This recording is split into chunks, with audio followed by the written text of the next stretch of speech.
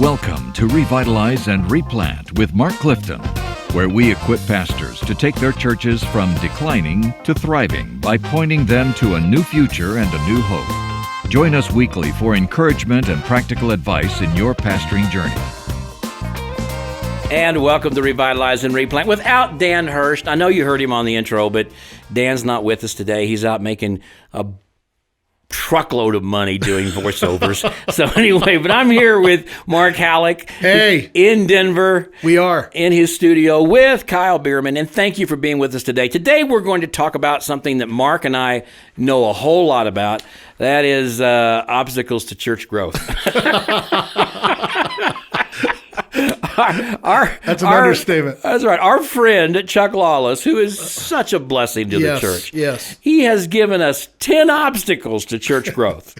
Now, we may get through all 10 of these in 20 minutes, or we may drag it out and get 2 episodes out of this thing. We may make it a mini-series. And you never know. You never know. You never know. But clearly, with so many churches in decline and barely hanging on and struggling, we want to talk about what is it that's really causing you to have those obstacles. Mm-hmm. What is it that's holding you back? Yeah. What is it that's making the situation much more difficult? And can we identify them? Because if we can identify them, we can work toward rectifying them. Yeah. So what's weighing you good. down? Number one, Mark. Good. Number one that Chuck lays out is a worn-out pastor. A worn-out pastor is a major obstacle to church growth, and that is true. And how many pastors do we know who are just exhausted? Yeah. And of course, coming through COVID, we've talked about this before, but coming through COVID and then coming through the incredibly challenging political seasons that we've had and all the other things going on, that it's just wearing pastors down. Yep. And we talked in an earlier podcast about the fact that, average attendance has dropped. Across North America, at the beginning of the 21st century in the year 2000, average worship attendance was about 160. Mm-hmm, and today, or 137 rather, and today it's 65. So it's about half. Yeah. So in 20 years, average worship attendance has dropped to about half. Clearly, all kinds of conflict, both in the church and outside the church, is up. Financial pressures are up. Family pressures are up. And pastors are exhausted and worn out. Yeah. Man, it is tough to have an outward growth, evangelistic mindset when sometimes it's all you can do to just do one sermon a week and deal with all the church problems that you have. Let's give an encouraging word. What would you say to that worn-out pastor who hears that and says, yep, that's me. That's me. What do I do? What do I do about that?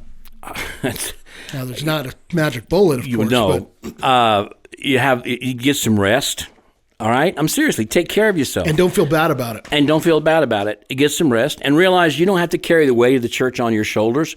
It's Jesus' church, and he'll carry it. He just asks you to do what you can do and be faithful with what you can do and not try to do those things you cannot do. Mm-hmm. And if you'll be faithful with what you can do, then he'll do what he can do. Find your joy and your rest in Jesus, not in the results of your work. Yes. And how many people show up, how many people say good things about you, but find it in Jesus. Find your joy in your family, and find your joy in things that Christ brings to your life. Find hobbies to keep you engaged and things to help clear your mind. And don't just worry about the church 24/7. First of all, the Lord has a lot to say about worry and how helpful that can be, right? Not at all. Right. And how damaging it can be. So if you find yourself in a cycle of worry about the church, that's not coming from Jesus. That's right. So, and just know you're not in this alone. And have a long view, not a short view. And only eternity is going to really determine the results of your labor. And I think it's just a cue when you're worn out and exhausted, it's just a cue to go back to the cross. Find your joy in Jesus. That's right. Find your rest in him. Yep. Listen to him when he says, "Come unto me, all ye labor and are heavy laden, and I will give you rest." Yeah. Your rest is not found in your church growing. Your rest is not found in your church not having conflict. Your rest is only found in Jesus. Whether you have conflict in your church or whether your church is declining, you can still find your rest in Jesus. That's so good. Okay, number 2. An inward focus. Inward focus is the second obstacle to Well, church we've growth. talked about this so many times. When churches are planted, they're always outwardly focused, right? Everything is about how do we reach people? How do we develop leaders? How do we start new ministries? And then somewhere along the line, as you reach people and start ministries, it all becomes about how do we maintain the people we have, not lose the people we have, maintain the ministry we have. We end up buying a building or building the building, and how do we keep the building going? And there's a lot of expense in keeping that going. And before you know it, there's very little outward focus. It just... You don't drift toward outward focus. You drift toward inward focus. People drift toward taking care of me and my family. That's right. And if you're not intentional about outward focus, you will not have it. And if you don't have it, you will stop growing. And it can't be a once-a-year thing. It has to be your church's DNA. That we wake up every day and say, how can we increase our ministry footprint? How many people can we connect with this month and let them know we love them and Jesus loves them? That's right. Not, how can we make sure nobody in our church is unhappy and everybody gets everything they want and we don't want anybody feeling left out? No, we want people to be engaged in reaching their community. And a real simple way I would say to begin helping your people with this is, and this may sound weird to some people at first, it shouldn't be, is get a group of folks and just walk around your neighborhood and maybe stop periodically just to pray. I think a lot of folks, they hear in that sanctuary regularly, we need to reach the community, but they're never physically in the community. That's right. So just get together, literally put on your walking shoes. Let's walk through the neighborhood. Let's go for a walk. We need a little more exercise anyway, right? So let's go for a walk. Let's stop. Let's see the schools. Let's see the people. Let's just pause. Let them see it and pray and see what the Lord does. So anyway, that's number 2, an inward focus. Here's number 3. Bad preaching. Well, we're going to do some podcasts coming up on how to improve your preaching. We've done some, and I've been watching you guys online, and some of you aren't listening to us. So we're just going to have to keep doing these until you pay attention. This is what Dr. Lawless says. Sometimes it's not as biblically sound as it should be. At other times, it's less than exciting. Either way, it doesn't lead to growth. Martin Lloyd-Jones says preaching is logic on fire. And guys, you got to have both. I mean, you've got to have solid doctrine, but you've got to preach with a sense of hope and joy and that you're glad to be there. Do you actually believe what you're saying? Yes. You do not have to be this great poetic person with a deep resounding voice like an Adrian Rogers or something. You don't have to have that. But Mark, talk to us about what a person needs to see in their pastor when he's in the pulpit. I mean, first of all, I would say this. You've got to be loving your people outside the pulpit, for one thing, okay? Because part of what brings credibility to your preaching is who you are outside of the pulpit. When you're in the pulpit, a couple things. Guys, work hard on your sermon. Work hard on your sermon. You can tell when a guy has just gone up there and given about, a little bit of prep and just kind of shooting from the hip. Your people can also tell when you have been in your study and you have wrestled with this text and you've worked hard on your sermon and you've chosen words that are intentional. So I want to encourage you to work hard on your sermon. My encouragement would be to work hard to preach the text. Be text driven. You don't have to be some cool, clever guy who's coming up with a bunch of funny stories. In fact, don't do that. No. You'll just risk being a cheese ball up there. Like, you don't want to do that. You want to preach the text faithfully, but you also want to preach it, as Mark said, with joy and passion. Do you believe this? Why does this matter? Why is Jesus better than anything in your life? And if they don't think you believe that, why in the world should they believe it? So I'm starting to preach right now, Clifton, but this is so important, guys. And look, we don't have time in this podcast to unpack everything about bad preaching, but here's the deal, guys. Listen to your preaching and ask other pastors you trust to listen to your preaching, and even ask people in your church to give you really good feedback on your preaching, and be willing to hear the criticism. I hear all the time guys somebody come up, a deacon or a leader will say, we've got some issues with your preaching, and guys get real defensive, like you just told them their baby was ugly or something, right? No, listen to what they have to say. We'll do a whole other podcast on it, but there's no doubt that sometimes an obstacle to growth is not only a worn-out pastor and inward focus, but also, frankly, bad preaching. Fourthly, evangelistic apathy. We've talked about this, but we just get used to nobody coming to know Jesus. Right. We actually store stuff in the baptistry. We don't even use the baptistry anymore. It's like it's just who we are, you know? What do you think, Clifton, you're an old man. I am an old man. You're a good-looking old man. I'm getting older all the time. I'm just curious, SBC Evangelistic Culture in the 60s, 70s, 80s even, when we were seeing a lot more growth in this. We always had something going on. Like, what was unique? We always had something on. We always thought that Vacation Bible School, we were going to reach kids for Jesus in Vacation Bible School. That was, and we always had a spring revival and a fall revival. And it wasn't that we had revival. You can't plan a revival. Sure. I get that. But like in the churches I grew up in, we would have 2 weeks of what we used to call cottage prayer meetings, which sounds kind of weird. It was home prayer meetings for the evangelistic services that were upcoming. So we had a couple of weeks of prayer, and then people were very, very intentional about inviting their lost friends to come to these evangelistic services, and we actually saw people come to know Jesus in that. Also, later on, as sort of maybe revivals began to wane a little bit because of people's schedules and other things like that, we were really emphasizing all kinds of evangelism tools. Some of them were pretty lengthy, like Evangelism Explosion, or Continued Witness Training, or even just the 4 spiritual laws. But we were always equipping our people, and in the equipping there was an expectation. Right. Even in the 80s, when I was first a youth minister, associate pastor at church every Thursday night, we would show up every Thursday night. It wouldn't be a lot, but there'd be, it was a church of a couple hundred people. There'd be 15, 20 people every Thursday night who would show up, trained in evangelism, had a list of prospects we found from somewhere, and we would just cold call people in their home and share Jesus with them. We don't do that anymore. No, and people could push back and say, people don't want to hear it. They don't want you to come in their door, yada, yada, yada. Okay, but what are you doing instead of that? What are we replacing that with? Yeah. We haven't replaced it with probably anything. Yeah. And so I think, our evangelism efforts, because we say, revivals don't work, and you can't just cold call on people, and then, you can't do the EE like you used to, and we don't have bus ministry anymore, and so what? But what are you replacing it with? I agree, man. And I would say for my generation, we have got to take some more risks for Jesus, man. That's right. I mean, I hear you saying that, and I'm like, man, you can criticize some of those things all day long, but what are we doing? Exactly. Man? And guess what? People are still going to hell. That's right. They need Jesus. What are we doing? That's huge. Here's number 5.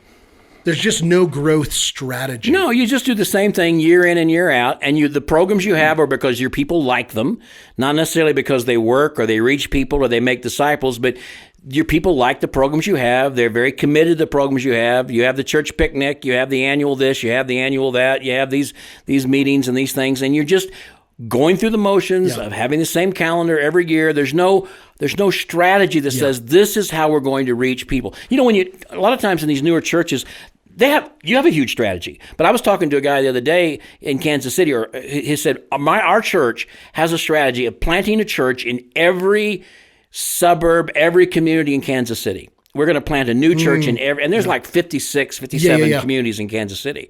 And they're on their way to doing that. That's a strategy. Right? Yeah. And this is not a big church. Yeah. But they've got this passion. It's a long-term strategy. Yeah. I had a church I was aware of in a town in Kansas who said, you know what? Our strategy is we want to reach 5% of the population of our county, right? And when I was at Warnell, our first strategy was we're going to share the gospel or present some sort of a Bible or hang a New Testament on a door or something to everybody who lives within a mile of our church. They're going to know who we are. So tell me about your strategy. Well, no, and I love what you're saying. It's like, what's the plan? Where are we going? How are we going to get from point A to point D? And so, with us, this is where a pipeline of leadership development is so huge. How are you equipping your lay people to live on mission? Do you have a vision for multiplication, either planting new churches or helping a dying church? What are you doing to help prepare folks to be sent out to go there? You've got to have a vision. You've got to have a plan, and it takes faith, and it takes a lot of prayer, and it takes strategy. It takes thoughtfulness. And I would say this, man, if you're like, I'm just not a very strategic leader, that's okay. Guess what? You've got brothers around you. You got other pastors who are really gifted in this. That's right. Man, call them up. Man, can you help me think through what it would look like to develop an intentional growth strategy for our church over the next 5 years? And we say all the time, if you don't have a growth strategy, Go hang out with some church planters, all right? Because that's the world they live in. Unfortunately, sometimes those of us in declining churches, we don't hang out with any pastors because we don't feel good about what we're doing. Or if we do, we hang out with guys like us and we sit around and commiserate on how nobody comes to church anymore and we don't have any leaders and our churches are dying. That is not helpful. No. I mean, go find a group of, and they're usually going to be young, not always, but find a group of young church planters and say, look, man, can I hang out with you? Can you go to lunch with me? Can you? They would love doing that. Yes. And so you're going to have to start having some intentional strategy. And it can be really small to begin with. Yeah. You don't have to be huge, but just do something. Exactly. And to try to connect to That's people. exactly right. Okay, we're going to bust through the last 5. Okay, go quick. Here we go. Okay, so number 6, turf wars. Yes, people who come in from the outside are not interested in the fact that your people are fussing over programs and agendas and calendar and budget and do we need a new copier or can we keep the copper we got and should we fix the ice machine? Do we even need an ice machine or all this junk that bogs the church down? Yep. That just sucks energy and life out of a church. Amen. You know, when the Apostle Paul was talking to Timothy in 1 Timothy, he said, you've got to stay there so that people don't get all messed up in endless myths and genealogies that end up in nowhere. Yes. Now, we don't know what that was, but it wasn't doctrine, because if it was doctrine, Paul would have told them how to straighten it out. They were talking about stuff that didn't matter, but they were still fighting over it. That's a death wheeze of a church. Totally, man. Totally. New people, and now listen, not only will new people not come to that, but check this out. Yep. Jesus says, I will build my church. Jesus brings people to your church. Yep. He's not going to bring people to your church if your church is a church that fusses with one another. No. Because he's not going to want them there. No. So you got to deal with that. That's exactly right. All right, That's next one. That's good. Number 7 is prayerlessness. Prayerlessness. And here's what Chuck says. He says, I know this one sounds like a super spiritual reason, but I'm not shocked by the correlation between churches that don't pray much and churches that don't grow much. And what I said earlier about back in the 60s and 70s, we never had revivals if we didn't have 2 weeks of cottage prayer meetings. Hey, real quick, I got to just ask you. Yeah. What is a cottage? I'm It was a super house. intrigued. It was a house. So like folks from the church would come together in somebody's house and like spend an hour or two praying. and praying for the revival. Cottage. And they used to. I don't know why they called them Dude, cottage that's so prayer cool. meetings. I want to bring it back. Because you do it. Cottage. You get a cottage. So yeah, I remember I was a kid. My dad say, "Well, we got a week of cottage prayer meetings." And I thought, "What is that?" And then I realized, it means a house. So you meet in the home. I love that. And we would meet. Usually, we would meet in deacons' homes, and each deacon would invite several families to their house, and they would spend an hour or so every night that week just praying for revival, or they, 2 nights a week or whatever, or sometimes they do it for a month ahead of time and meet every Thursday night. It would vary. But pray for themselves, pray for revival. Back in those days, I mean, you wouldn't think of having a revival if you didn't have a week or two of prayer. And now people have a weekend revival, and somebody come in on preach, Friday night, Saturday, and Sunday morning, not have any real prayer services before or after, and we wonder why there's no fruit. Yeah, exactly. Man, we got to bring the cottage prayer meetings back. I would agree. Make them great again. All Here right, we go. Number 8, space issues. Well, Space this isn't issues. a reason. This is a reason. Again, this is what our friend Chuck says here. The reason that this is the least positive one, the congregation has outgrown its parking or its facility. The crowd won't come where the crowd won't fit. Now, that's not the problem most of the churches that we deal with. Yeah. But he is right, particularly about parking, okay? Because what happens is if your parking lot is packed and there's nowhere for new people to park, they will oftentimes just drive on. That is absolutely true. And so you've got to make sure, even if you don't have a full parking lot, you've got to make sure that there are empty spaces with well-marked signs. When I was at Warnell, we were having 30. Okay, we didn't have anybody. Okay, and we had 70 or 80 parking spaces. Okay, our last problem was going to be parking, right? But I want to act like I expect new people to be there, right? Yes, sure, totally. So I went to this sign company and I had these big signs made up, about 6 of them, that said "First-time guest parking," and I put them right up by the front of the building, so it looked like, well, they must have a lot of guests there. So if a new person pulls in, they'll feel like, well, I'm just going to be one of 6 today. Just the expectation. I love that. Yeah. I love that. That's awesome. All right, good enough. Number 9 is poor discipleship. Or how about no discipleship? Okay, yeah, that's probably more accurate. We have confused for decades disseminating information with discipleship. And I think it was Barnabas Piper when he was talking about growing up as a kid, a preacher's kid. He said, I had a whole pantry full of food, but I didn't know how to make a meal. And I think we've got Christians in our church just like that. They got a whole pantry full of food. They have all this biblical knowledge, but they don't know how to live it out daily in their life that results in them being evangelistic and Christ-like and becoming more loving and caring and generous. And it just kind of stays where it is. It stays in the pantry. Yeah. And we just keep putting food in the pantry and never teach them how to cook. Yeah. And again, we don't have a giving problem or an attending problem or evangelism problem. We have a discipleship problem. Okay. And I got to hurry. But we don't give on-ramps for discipleship. Right. We could do a whole program on that.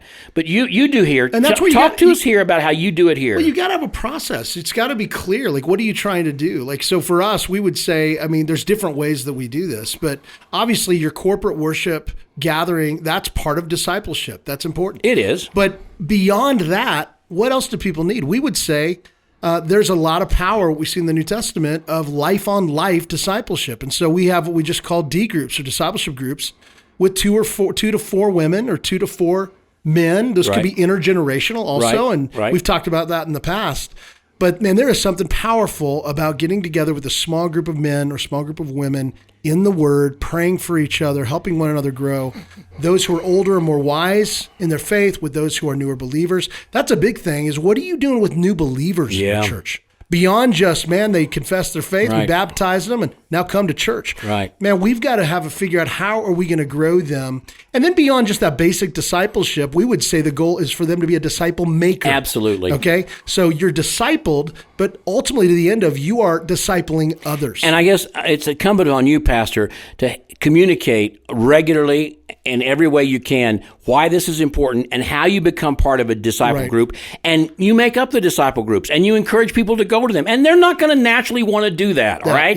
They're not going to come to you and go, oh, I want to be in a disciple group. You're going to have to go to them as the shepherd, and you're going to have to convince them and lean into them. This is going to be best for you. And you will tell me, I know, that when they engage in these D groups, they grow and they love them and they're glad. But they didn't necessarily want to do it to begin with. No. You've got to create a culture of discipleship. So real quick review. Okay, you ready for this? Here we go. Number 1, these are all obstacles to church growth. A worn out pastor, inward focus, bad preaching, evangelistic apathy, no growth strategy, there you go. Turf wars, prayerlessness, space issues, poor or no discipleship. And then finally, number 10 is a retreat mentality. In other words, we're here to get away from the world. We hate the world. The world hates us. It's going to hell, and we don't really, it's like... circle the wagons. Circle the wagons. It's like when remember when James and John, when Jesus was rejected, and James and John said, hey, how would you like us to call down fire from heaven and burn these people up, right? Well, they were referring to an Old Testament example. But when you and I say, man, I just wish Jesus would come back and take us home and destroy this world, we're saying the same thing, okay? And it means we don't love this world the way Jesus loves the world. We're not broken for this world, right? And if the church becomes a place where we cloister away from the world rather than, we are to be in the world but not of it. The world. That's right. And so a church that becomes this bastion against the world is not going to happen. Some of you said, oh my goodness, all of those are me. Well, then we're here to help you, all right? You're not alone. The adversary is at war with the church, and he wants to drag your church down. And so we're going to post these at the show notes. You can go to them and read Chuck's article, and you can find more help for your church at churchreplanters.com, and subscribe to this podcast and share it with your friends, and we'd love to hear more from you. Have a great day. Thanks for joining us today on Revitalize and Replant. This podcast is brought to you by the North American Mission Board, where we help dying or struggling churches regain health for the glory of God and the good of their communities. If you found this conversation helpful, don't forget to subscribe to the podcast on your favorite platform. To learn more about becoming a replanting pastor or to explore resources about revitalization for your own church, visit churchreplanters.com.